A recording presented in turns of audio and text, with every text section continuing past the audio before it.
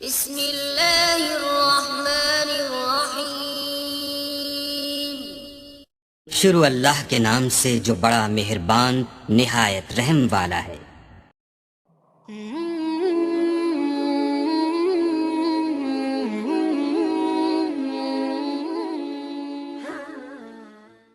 کوئی جواب نہیں ہے، تیری شان کا کوئی جواب نہیں ہے، تیری شوکت کا کوئی جواب نہیں ہے، تیری بلندی کا کوئی جواب نہیں ہے، تیری رفعت کا کوئی جواب نہیں ہے۔ ایک قرآن نبیوں کی نبوت کا ذکر تیرے اندر موجود ہے، رسولوں کی رسالت کا ذکر تیرے اندر موجود ہے، ولیوں کی ولایت کا ذکر تیرے اندر موجود ہے، اقطاب کی قطبیت کا ذکر قرآن میں ہے، ابدال کی بدلیت کا ذکر قرآن میں ہے، متقین کے تقوی کا ذکر قرآن میں ہے، آدم کی آدمیت کا ذکر قرآن میں ہے، نوح کی شجاعت کا ذکر قرآن میں ہے، ابراہیم کی خلت کا ذکر قرآن میں ہے، اسماعیل کے وجہ ایثار کا ذکر قرآن میں ہے، حضرت موسیٰ کے جلال کا ذکر قرآن میں ہے، حضرت سلیمان کی بادشاہت کا ذکر قرآن میں ہے، حضرت سلیمان کی بادشاہت کا ذکر قرآن میں ہے، حضرت داؤد کی خلافت کا ذکر قرآن میں ہے، حضرت ہارون کی فصاحت و بلاغت کا ذکر قرآن میں ہے، حضرت عیسیٰ کے جمال کا ذکر قرآن میں ہے، میرے آقا کی عظمت کا ذکر قرآن میں ہے۔ حضرت یہیں پر بس نہیں ہے، صدیق کی صداقت کا ذکر قرآن میں ہے،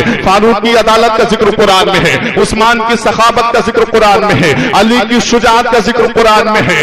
امام حسن کی شہادت سری کا ذکر قرآن میں ہے، امام حسین کی شہادت عظما کا ذکر قرآن میں ہے، غوث اعظم کی کرامت کا ذکر قرآن میں ہے، خواجہ غریب نواز کی بادشاہت کا ذکر قرآن میں ہے، اولیاء کرام کی ولایت کا ذکر قرآن میں ہے، حضرات گرامی ولیوں کی ولایت کا ذکر قرآن میں ہے، متقیوں کے تقوی کا ذکر قرآن میں ہے، ابدال کی بدلیت کا ذکر قرآن میں ہے، زینب کا ذکر قرآن میں ہے، فاطمہ کا ذکر قرآن میں ہے، عائشہ کا ذکر قرآن میں ہے، خدیجہ کا ذکر قرآن میں ہے، میمونہ کا ذکر قرآن میں ہے، ام کلثوم کا ذکر قرآن میں ہے، رقیہ کا ذکر قرآن میں ہے، خدیجہ کا ذکر قرآن میں ہے، مریم کا ذکر قرآن میں ہے، حوا کا ذکر قرآن میں ہے، بلقیس کا ذکر قرآن میں ہے، زلیخا کا ذکر قرآن میں ہے۔ ہم قرآن کی بارگاہ میں پہنچے، اے قرآن تو بتا، تیری عظمت کا کوئی جواب نہیں ہے، تیری شان کا کوئی جواب نہیں ہے، تیری شوکت کا کوئی جواب نہیں ہے، تیری بلندی کا کوئی جواب نہیں ہے، تیری رفعت کا کوئی جواب نہیں ہے۔ اے قرآن تو بتا،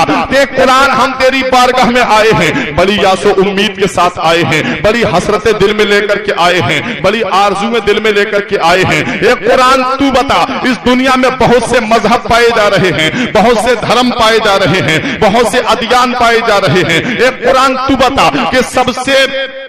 بہتر مذہب کون سا ہے، سب سے اچھا مذہب کون سا ہے، وہ مذہب کون سا ہے جو اللہ کو پیارا ہے؟ تو قرآن نے جواب دیا، آدم کی آدمیت کا ذکر قرآن میں ہے، نوح کی شجاعت کا ذکر قرآن میں ہے، ابراہیم کی خلت کا ذکر قرآن میں ہے، ولیوں کی ولایت کا ذکر قرآن میں ہے، نبیوں کی نبوت کا ذکر قرآن میں ہے، ہر چیز کا ذکر قرآن کے اندر موجود ہے، مگر شرط یہ ہے کہ اتنا علم ہونا چاہیے، اتنی صلاحیت ہونی چاہیے، اتنی قابلیت ہونی چاہیے کہ یہ ساری باتیں قرآن سے نکال سکے۔ ہم نے کہا اے قرآن ہم تیری تلاوت کرنے کے لیے تیار ہیں، ہم تیرے اندر غوطہ لگانے کے لیے تیار ہیں۔ اے قرآن تو بتا کون سا مذہب سچا ہے؟ قرآن جواب دیتا ہے ان الدین عند اللہ الاسلام، بے شک اللہ کا پسندیدہ دین صرف اسلام ہے۔ یہ اسلام کون سا مذہب ہے؟ یہ اسلام کیسا دھرم ہے؟ یہ اسلام کیسا دین ہے؟ ہم نے اسلام کی تاریخ کو جب پڑھا، جب ہم نے اسلام کی تاریخ کا نظر انیق سے مطالعہ کیا تو یہ بات روز روشن کی طرح آیا ہو گئی کہ اسلام وہ پیارا مذہب ہے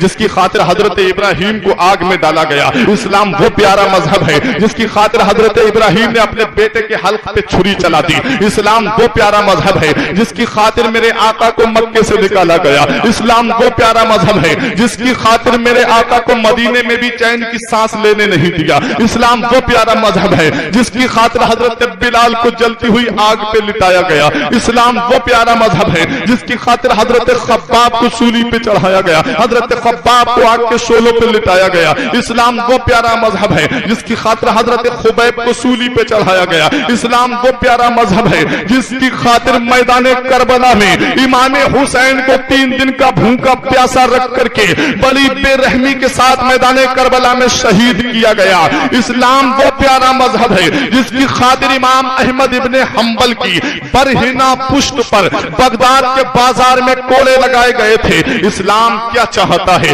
اسلام جذبہ ایثار چاہتا ہے، اسلام جذبہ قربانی چاہتا ہے، اسلام حضرت ابراہیم جیسا جگر چاہتا ہے، اسلام حضرت امام حسین جیسا صبر چاہتا ہے، اسلام حضرت ہاجرہ جیسا کلیجہ چاہتا ہے۔ اسلام کو کوئی مٹا نہیں سکتا ہے، اسلام جیسا تھا ویسا ہے اور قیامت تک ویسا ہی رہے گا، کیونکہ فانوس بن کے جس کی حفاظت ہوا کرے، فانوس بن کے جس کی حفاظت ہوا کرے، وہ شمع کیا بجھے جسے روشن خدا کرے، اور نور حق اسلام ہے اس کو بجھا سکتا ہے۔ نعرہ رسالت، نعرہ غوثیت، مسلک اعلی حضرت، فیضان اعلی حضرت، ذکر شہید اعظم، ذکر شہید اعظم، عشق محبت، عشق محبت،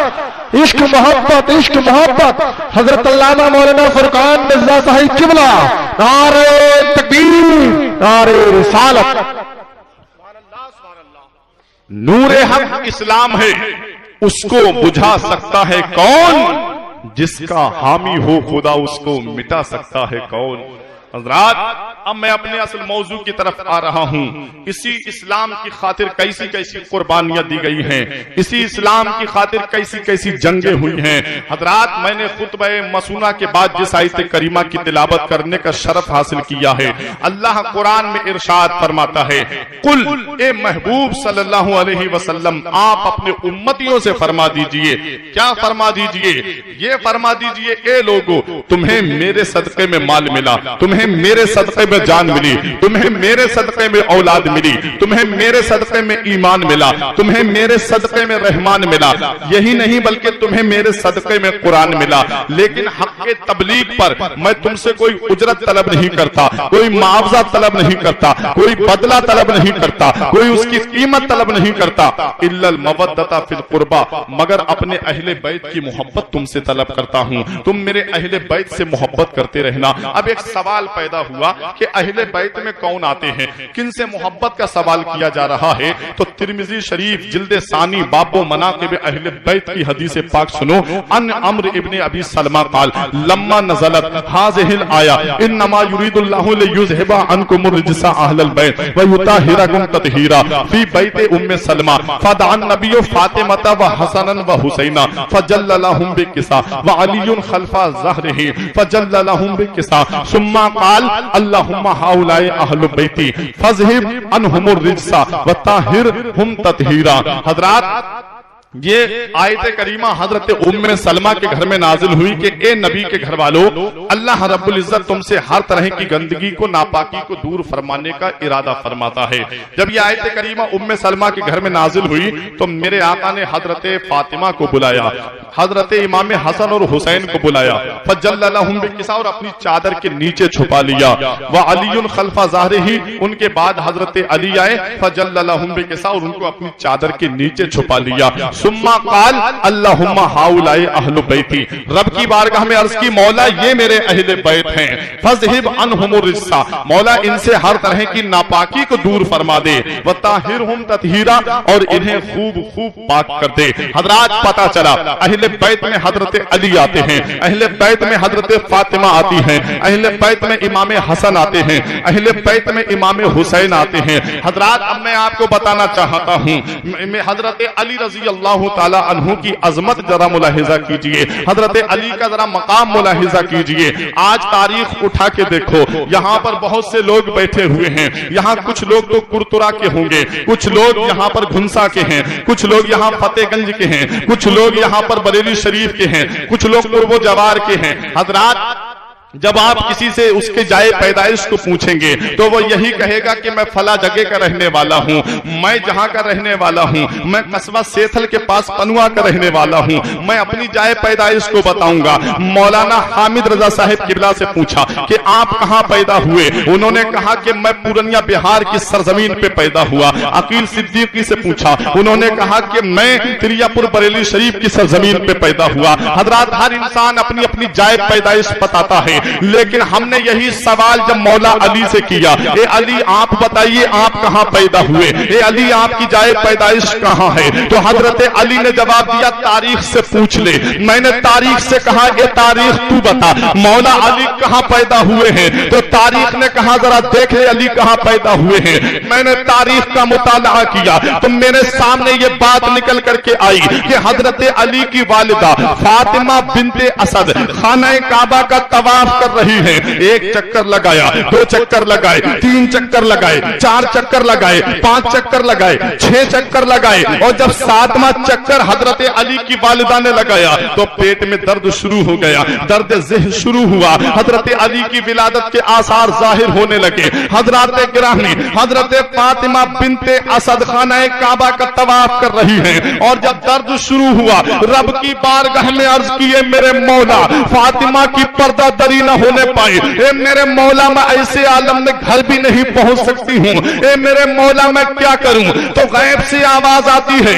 اے فاطمہ بنت اسد کعبے کے اندر آ جا۔ فوراً کعبے کی دیوار پھٹتی ہے، فاطمہ بنت اسد کعبے کے اندر جاتی ہیں، اور جیسے ہی کعبے کے اندر پہنچی حضرت علی کی ولادت ہو جاتی ہے، حضرت علی پیدا ہو جاتے ہیں، حضرت علی کعبے کے اندر پیدا ہوئے ہیں۔ کسیرا میسر نہ شدعی مقام و کعبہ ولادت و مسجد شہادت، دنیا میں کسی کو ایسا مقام نہیں ملا ہے، دنیا میں کسی کو ایسی شان نہیں ملی ہے کہ جو پیدا بھی اللہ کے گھر میں ہوا ہو، جو شہید بھی اللہ کے گھر میں ہوا ہو۔ یہ حضرت علی کی شان ہے، یہ حضرت علی کا مرتبہ ہے۔ لیکن میں آپ کو بتانا چاہتا ہوں کہ جب میرے آقا نے مکے کو فتح کیا اس وقت جو کعبے میں بت رکھے ہوئے تھے 360 بتوں کو نکال کے نبی نے باہر پھینکنا شروع کیا تو ایک بت سب سے اوپر چپکا ہوا تھا۔ فرمایا اینا علی ابن ابی طالب، حضرت علی کہاں ہیں؟ حضرت علی حاضر ہوئے، نبی نے فرمایا علی کعبے میں تم پیدا ہوئے ہو،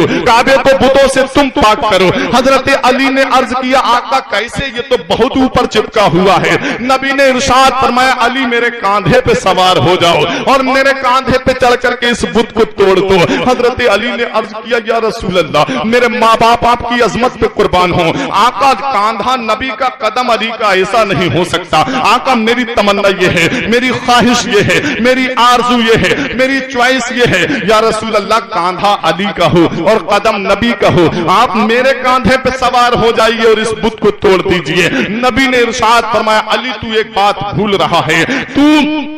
بارے انسانی تو اٹھا سکتا ہے، تو بارے بشریت تو اٹھا سکتا ہے، لیکن بارے نبوت نہیں اٹھا سکتا، بارے رسالت نہیں اٹھا سکتا۔ حضرت علی سے نبی نے فرمایا علی میرے کاندھے پہ سوار ہو جاؤ۔ حضرت علی کاندھے پہ سوار ہوتے ہیں اور جو اوپر بت چپکا ہوا تھا حضرت علی نے اسے توڑ دیا، حضرت علی کو میرے نبی نے بلند کر دیا۔ یہیں سے میں ایک بات پوچھنا چاہتا ہوں، وہ نبی جو اشارہ کر دیں تو ڈوبا ہوا سورج پلٹ آئے، وہ نبی جو اشارہ کر دیں تو چاند دو ٹکڑے ہو جائے، وہ نبی جو اشارہ کر دیں تو درخت چل کر کے بارگاہ میں آ جائیں، وہ نبی جو اشارہ کر دیں تو کنکر کلمہ پڑھنے لگے، وہ نبی جو اشارہ کر دیں تو پہاڑ جو ہے میرے نبی پہ درود پڑھنے لگے، وہ نبی جو اشارہ کر دیں جس کی حکومت آسمان کی آسمانی پر ہے، جس کی حکومت سمندر کی طغیانی پر ہے، جس کی حکومت زمین پر ہے، جس کی حکومت کائنات کے ذرے ذرے پر ہے، وہ نبی اگر اشارہ کر دیں تو حضرت عالم حضرت میں وہ نبی اگر اشارہ کر دیں تو حضرت علی کے کاندھے میں اتنی طاقت آ جاتی ہے،